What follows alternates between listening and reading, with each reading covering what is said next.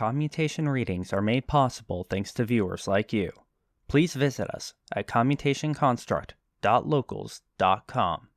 Memberships are free to start with coupon code CCFREE. Hello and welcome back to Commutation Readings. My name is James Derry and I am your host. And today we will be continuing our time through the Federalist papers. This time going through Federalist paper number 4. Again, we are continuing the same subject matter. And as you can see, here we are, concerning dangers from foreign force and influence. This is going to be a fun one for you guys, I think. So make sure if you like it, give it that thumbs up. If you dislike it, you know what to do. Leave a comment for all your thoughts below as we go through this. And yeah, let's just hop on into it. To the people of the state of New York. My last paper assigned several reasons why the safety of the people would be best secured by union against the danger it may be exposed to by just causes of war given other nations, and those reasons shown that such causes would not only be more rarely given, but would also be more easily accommodated by a national government than either by the state governments or the proposed little confederacies. Nice little review there. Continuing. But for the safety of the people of America against dangers from foreign force depends not only on the forbearing to give just causes of war to other nations, but also on their placing and continuing themselves in such a situation as not to invite hostility or insult, for it need not be observed that there are pretended as well as just causes of war.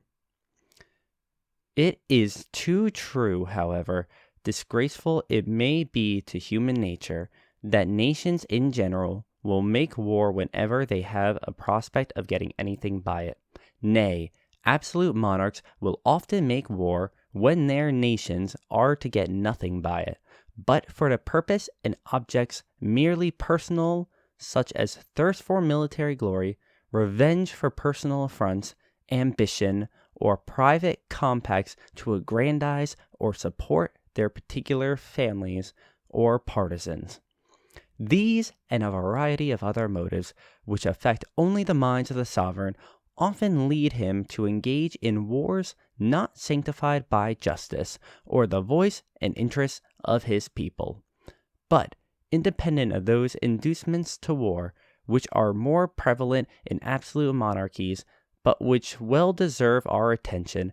There are others which affect nations as often as kings, and some of them will, on examination, be found to grow out of their relative situation and circumstances. So he has that bit of review, and he also brings up that not only will our states have reasons to potentially be induced into war, but foreign nations will be induced into conflict with us for both just reasons, just by what would be just to them, and as well as unjust. There are pretended motives, things that simply affect those in power.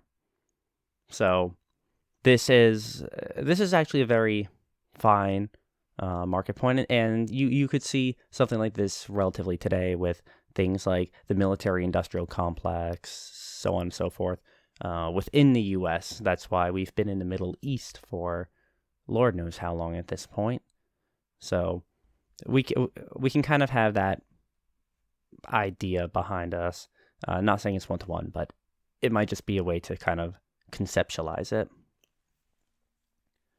With France and with Britain, we are rivals in the fisheries, and can supply their markets cheaper than they can themselves, notwithstanding any effort to prevent it by bounties on their own or duties on foreign fish. So essentially, they're willing to pay extra for their own, or they're going to impose limits, or there may be things like quotas or tariffs on our production. So this has to deal with supply and demand, This is a very economic argument that could be a thing that could lead to war, where because we have a competitive and absolute advantage in our fisheries, we both are able to make them very efficient, more efficient by our own standard than they can by their standard. But within our own standard, we are also able to make them cheaper, better, more efficiently. So it's a standard that they cannot compete with. Just a little economic there for you, a little economics. Anyhow, continuing. With them and with most other European nations, we are rivals in navigation and in carrying trade, and we shall deceive ourselves if we suppose that any of them will rejoice to see it flourish. For as our carrying trade cannot increase without in some degree diminishing theirs, it is more their interest and will be more their policy to restrain than to promote. This is somewhat discussing the idea of a bit of a zero-sum game, where it's seen as one person cannot get ahead without another falling behind. And in the short term, that tends to be true. Though long term, the competition can actually lead to both flourishing. It just won't necessarily be at the same rate. That's why monopolies can grow and grow and grow. But if you have a competition, the whole industry may be able to grow faster than that one monopoly would be able to grow on its own. So there are different ways of looking at this economically. But when you're looking at your own self-interest, yeah, this could be motivation for war or economic sways and tactics that compete with one another in a way that throws off free trade. Continuing. In the trade to China and India, we interfere with more than one nation, inasmuch as it enables us to partake in advantages which they had in a manner monopolized, and as we thereby supply ourselves with commodities which we use to purchase from them.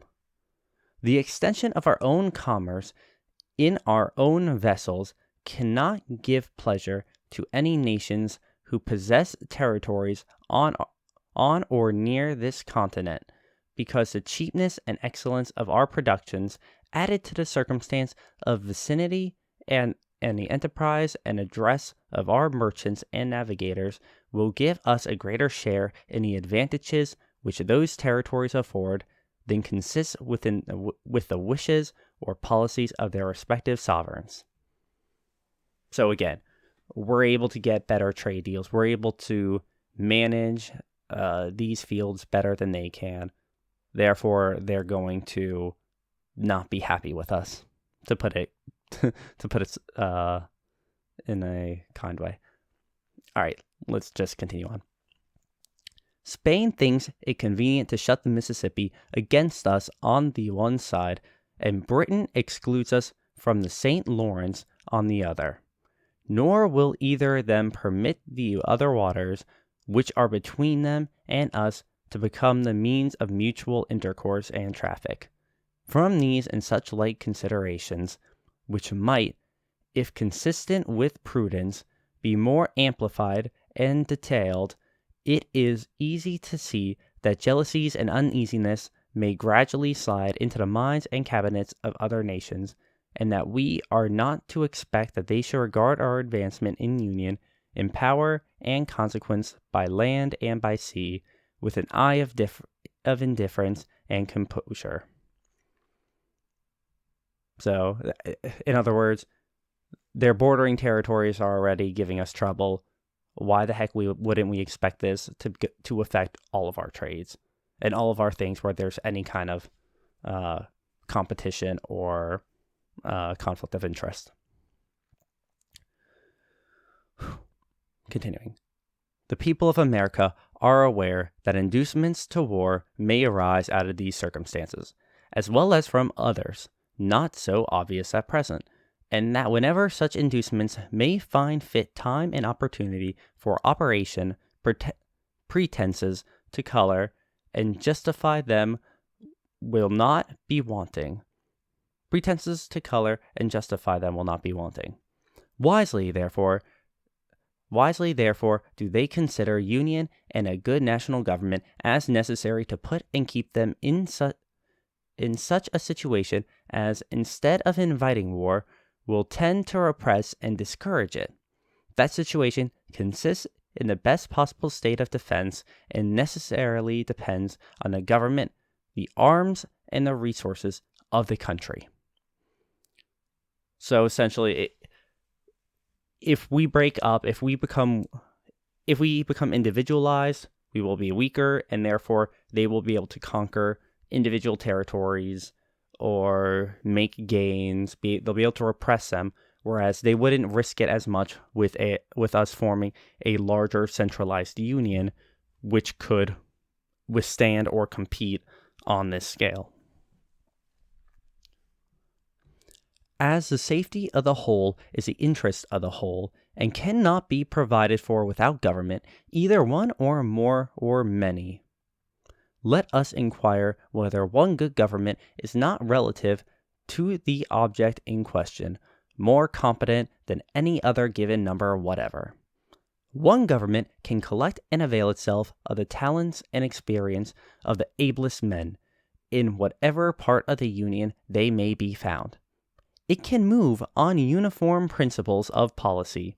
It can harmonize, assimilate, and protect the several parts and members and extend the benefit of its foresight and precautions to each. In the formation of treaties, it will regard the interests of the whole and the particular interests of the parts as connected with that of the whole.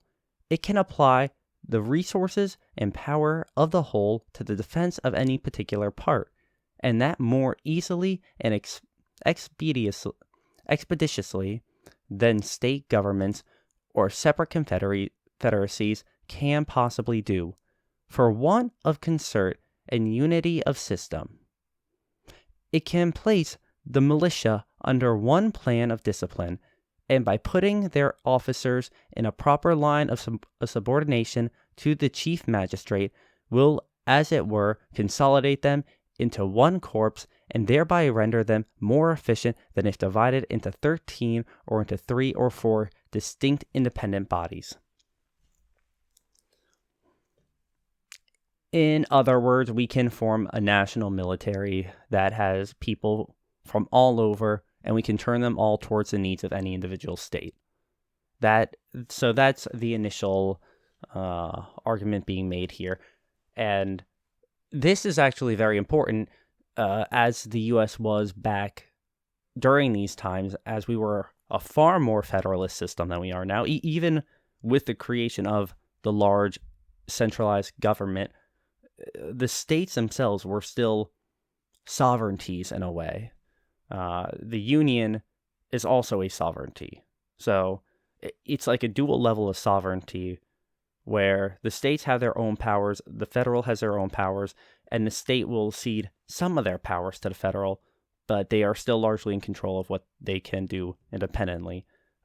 This may be a little bit less conceptual these days, as we tend to have our militaries go abroad rather than keeping them internally, but this is kind of where we're working from this point of view. And it is, I do see this as being a very good argument. I think thus far, this is John Jay's best, this is his best Federalist paper, where he is making very good arguments. Though again, these are great arguments for the Union itself, but it does not demand the adoption of the Constitution over the existing Articles of Confederation. I want to bring this up one more time. He is speaking of union. Where is the line that describes how the Constitution is better than the Articles of Confederation? Even in the Articles of Confederation, it needs to be supported by Congress for any part or whole of the Union to break apart. It needed to be agreed by, I believe it needed to be unanimous, actually, back then, but it needed to be largely agreed by the Congress that any state who wanted to leave the Union needed to do so.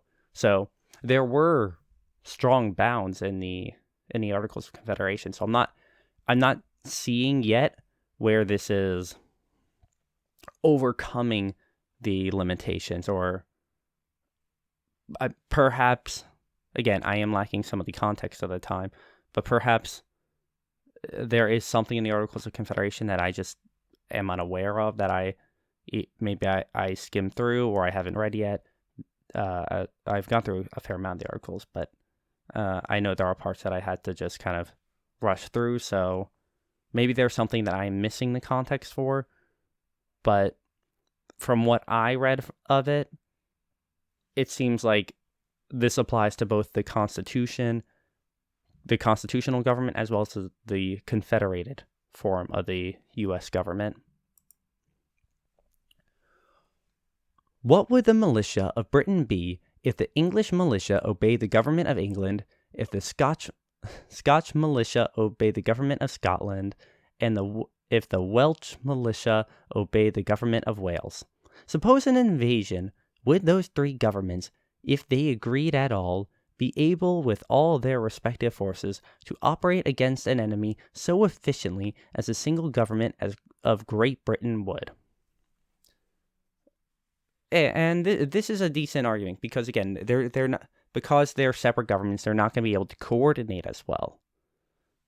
So there could be instances where their own militaries both end up going into an action and they collide and they have problems with each other as opposed to the actual enemy. There is that possibility, acting as separate entities. So let's continue forward with this. We have heard much of the fleets of Britain, and a time may come, if we are wise, when the fleets of America may engage attention. But if one national government had not so regulated the navigation of Britain as to make it a nursery for seamen, if one national government had not called forth all the national means and materials for forming fleets, their prowess and their thunder would never have been celebrated. Let England have its navigation and fleets. Let Scotland have its navigation and fleet. Let Wales have its navigation and fleet. Let Ireland have its navigation and fleet. Let those four of the constituent parts of the British Empire be under four independent governments, and it is easy to perceive how soon they would each dwindle into comparative insignificance. Together they are strong, independently they are weak. That is the point. Or at least weak enough to where they wouldn't be able to compete with other unified powers. Other great powers would be able to overcome anything that they could individually take on. A fair argument. Apply these facts to our own case. Leave America divided into 13, or, if you please, into 3 or 4 independent governments. What armies could they raise and pay? What fleets could they ever hope to have? If one was attacked, would the others fly to its succor and spend their blood and money in its defense? Would there be no danger of their being flattered into neutrality by specious promises, or seduced by too great fondness for peace to decline hazarding their tranquility and present safety for the sake of neighbors, of whom perhaps they have been jealous and whose importance they are content to see diminished? Although such conduct would not be wise, it would nevertheless be natural. The history of the states of Greece and of other countries abound with such instances, and it is not improbable that what has so often happened would, under similar circumstances, happen again. This is another good argument that John Jay is making, Publius. Mr. Publius. He is pointing out just how if a foreign nation were to invade any individual state or any individual partial confederacy, I'm saying partial as invert as opposed to the whole union, a small confederacy. They would be able, if they attack them, they could sign treaties or make deals with the other American confederacies or states in order to basically be able to continue acting as they please in the war, leaving the rest of the states as Switzerland, just being completely neutral. So, or heck, they could even get their support potentially. So there is this aspect of, and there is a historical context of common municipalities or common neighbors to not defend one another. I mean, even if you look at the countries of Europe almost as states, well, how many times have countries in Europe gone to war with one another even though they're right next door neighbors? Or even because they're next door neighbors. So, yes, this you can see it throughout history, and it makes sense. This is another valid argument to remaining unionized. Again, it doesn't address the fact that the Articles of Confederation exist, but it does does provide extra context to the argument that John Jay is making, that Publius is making. All right, continuing. But admit that they might be willing to help the invaded state or confederacy. How and when? How and when? And in what proportion shall aids of men and money be afforded? Who shall command the allied armies, and from which of them shall he receive his orders? Who shall settle the terms of peace? And in case of disputes, what umpire shall decide between them and compel acquiescence? Various difficulties and inconveniences would be inseparable from such a situation, whereas one government watching over the general and common interests and combining and directing the powers and resources of the whole would be free from all of these embarrassments and conduce far more to the safety of the people. Again, another argument of safety versus liberty. But I cannot say that he is wrong. I actually agree in many ways with the author on this, because we see that he does a great job of laying out how, okay, are they going to give it their all? Are they going to give full support? Is it going to be like the U.S. in World War II at the beginning, where, and of course that was in the future of this, but for our sakes, would the states have ended up acting like the U.S. in the beginning of World War II, where we gave some money and we sold some money and some weapons to the UK because we were allied with them, and we didn't really do anything for the other guys? Or it would be like the U.S. in the latter half, where we drafted and had our whole military go out into the war on both fronts. That's kind of that's a valid part. And then you have the question of, well, who's going to command them? Now, you could talk together and say, hey, I'll give you these troops, and then you can decide how to command them. But there's going to be complications there. There's going to be, well, how do these troops necessarily use the same language to discuss their tactics? Do they use the same? Do they have any specific way or culture about the way that they organize that maybe the other military doesn't operate with? Do the independent nations trust the leadership of one another to guide their men? Because we are sacrificing. If I'm sacrificing my men for you, then maybe I still want to be in control of them to try to give them as much protection as possible. Though maybe you would be the more efficient leader. But the problem is, now we've got a problem between efficiency and the wants of the independent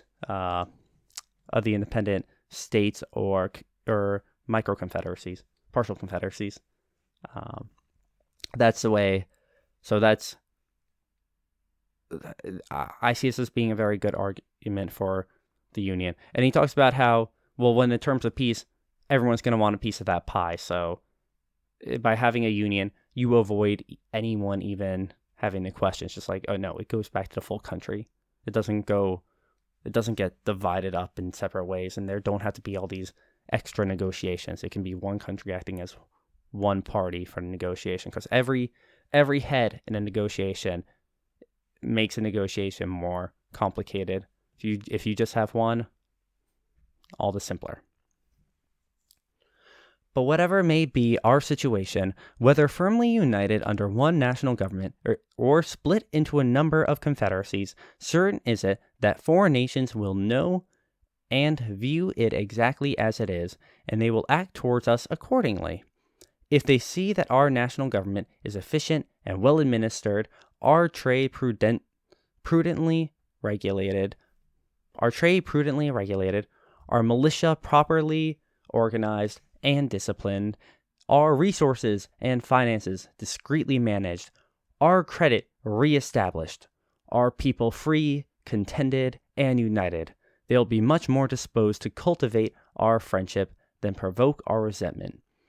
If, on the other hand, they find us either destitute or an ineffectual government, each state doing right or wrong as to its rulers may seem convenient, or split into 3 or 4 independent and probably discordant republics or confederacies, one inclining to Britain, another to France, and a third to Spain, or perhaps played off against each other by the 3. What a poor, pitiful figure will America make in their eyes. How liable would she become not only to their contempt, but to their outrage, and how soon would dear bought experience proclaim that when a people or family so divided, it never fails to be against themselves. I think this is a very... So here's the other point. So there's the idea of the respectable nation that we create.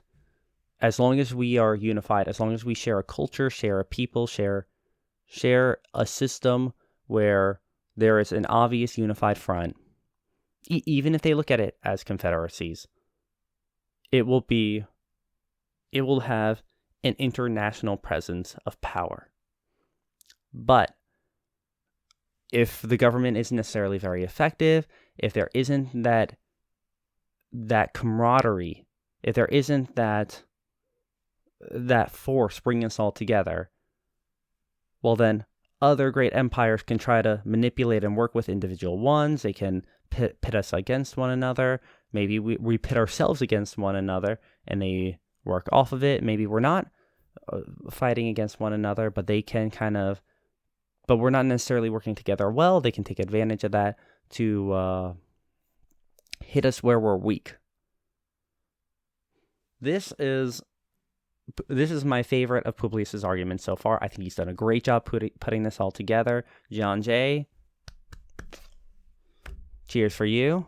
Golf clap. And yeah, I after the past few, this one has impressed me quite a bit.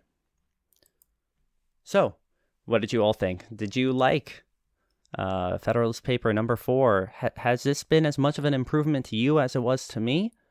Or do you think John Jay is still, do you think he's full of himself? Do you think this is just kind of ridiculousness?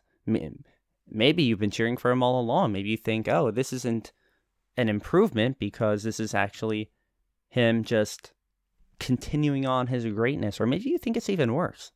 Whatever your thoughts are, I would love to hear them in the comment section below. Again, if you like this read-through and my commentary, then be sure to give it a like. If you dislike it, you know what to do. And if you would be so inclined, I would love it if you would subscribe to my channel. Visit me at commutationconstruct.locals.com. You can find a link on my community channel here on YouTube. I will post links in the description below, of course, as always, as well as to my Twitter, my Gab and my Minds. I'm a little less active on Gab and Minds, but I am working on getting those up to snuff. So it's been a pleasure speaking with you all. I hope to speak with you more soon, and I will see you later. Have a good one.